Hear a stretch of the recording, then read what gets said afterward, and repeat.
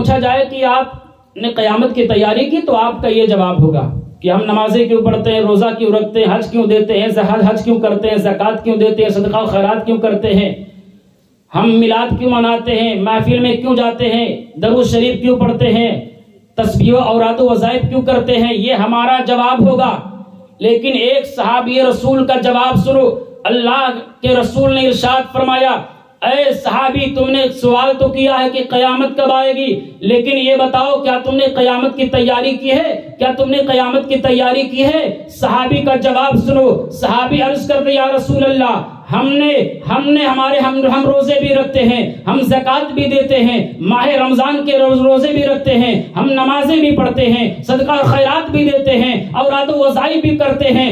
اے میرے حبیب، اے میرے آقا، یہ ساری چیزیں ہم کرتے ہیں۔ کل قیامت جب قائم ہوگی، نفسا نفسی کا عالم ہوگا، اللہ رب العزت کی بارگاہ میں جب اعمال پیش کیے جائیں گے تو ہم رب تبارک و تعالیٰ کی بارگاہ میں نہ ہم نماز کو پیش کریں گے، نہ روزے کو پیش کریں گے، نہ حج و زکوٰۃ کو پیش کریں گے، نہ صدقہ و خیرات کو پیش کریں گے، نہ اوراد و وظائف کو پیش کریں گے۔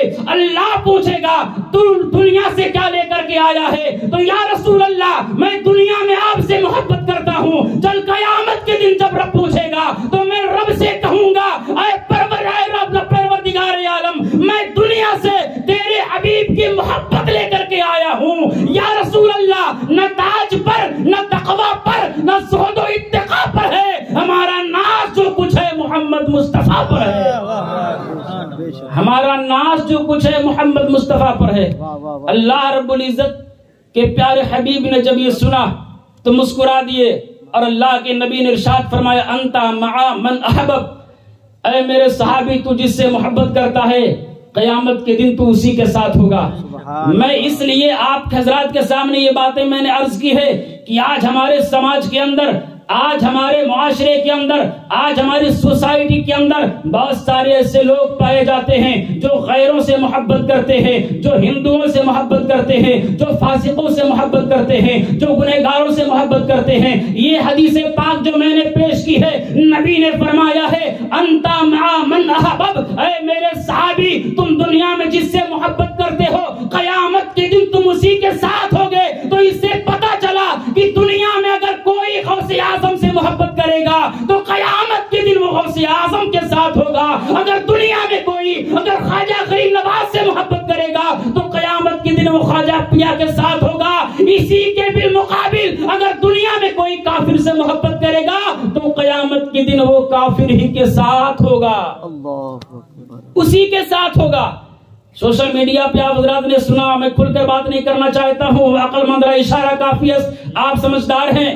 اپنی ایمان کی حفاظت کریے، ایمان بہت بڑی نعمت ہے، بہت بڑی قیمتی چیز ایمان ہے، اس کی حفاظت کریے۔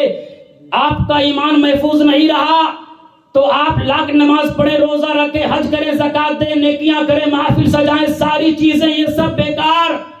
اصل ایمان ہے ایمان۔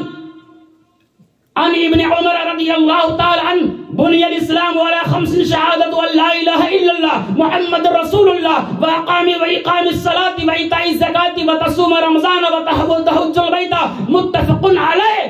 حضرت عبداللہ ابن عمر فرماتے ہیں کہ ارکان اسلام 5 ہیں، ان 5 میں سب سے پہلے ایمان، اس کے بعد نماز، اس کے بعد روزہ، حج و زکوٰۃ۔ اس حدیث پاک کی ترتیب کو دیکھیے، نبی نے سب سے پہلے نماز کو نہیں رکھا ہے، نبی نے سب سے پہلے حج کو ذکر نہیں کیا، نبی نے سب سے پہلے زکوٰۃ کا ذکر نہیں کیا، نبی نے سب سے پہلے روزے کا ذکر نہیں کیا، بلکہ یہ حدیث پاک بتاتی ہے کہ نبی پاک نے سب سے پہلے ایمان کا ذکر کیا ہے۔ اگر ایمان ہے تو نماز ہے، ایمان ہے تو روزہ ہے، ایمان ہے تو حج ہے، ایمان ہے تو زکوٰۃ ہے۔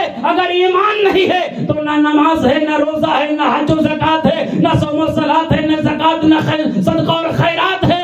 اے میرے ملت کے لوگوں، آپ اپنے ایمان کی حفاظت کریے، ایمان کو بچائیے۔ علماء کی تقریریں سنیے، جو سنی علماء ہیں انہی کا بیان سنو، انہی کی تقریر سنو، اسی میں بھلائی ہے، اسی میں کامیابی ہے۔ بے شک بے شک، یہ پیغام ضروری تھا، میں نے دے دیا۔